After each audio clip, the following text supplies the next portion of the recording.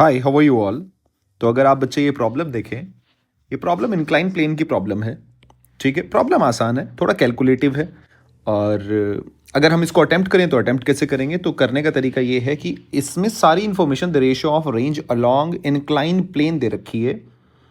Maximum height बतानी है, मतलब आपको ये बताना है और ये रेंज बतानी है, लेकिन सब इंक्लाइन प्लेन का ही बताना है आपने, सारा का सारा।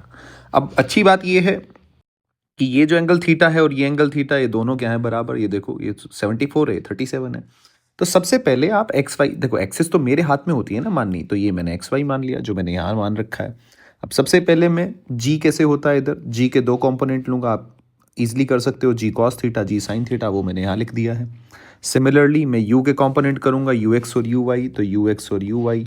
तो अगर आप इसको, ये सवाल अब आपका कैसे चेंज हो गया, अगर मैं इस सवाल को थोड़ा सा ऐसे कर दूँ कि कुछ इस तरीके से है, यानी कि यू एक्स यू वाई, ठीक है जी। और एक्सेलेरेशन किधर है तुम्हारा, एक्सेलेरेशन इस डायरेक्शन में, ये वाला एक्सेलेरेशन ऐसे कर दो। अब आपको हाइट और रेंज निकालनी है।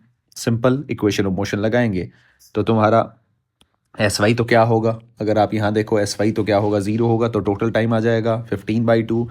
एच आप निकालोगे you square by 2g cos theta, कोई फ़र्क नहीं आएगा, कोई दिक्कत नहीं है। सीधा आप जब इंक्लाइन प्लेन को सॉल्व करते हो तो आपको याद होगा ही।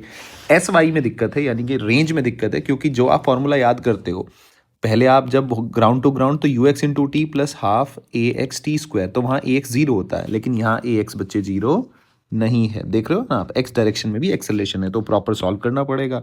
फिर अब आप आर बाई एच अगर निकालोगे तो इसका आंसर 524 यानी कि 7/3, option 1 will be the correct answer. I hope you enjoy the question.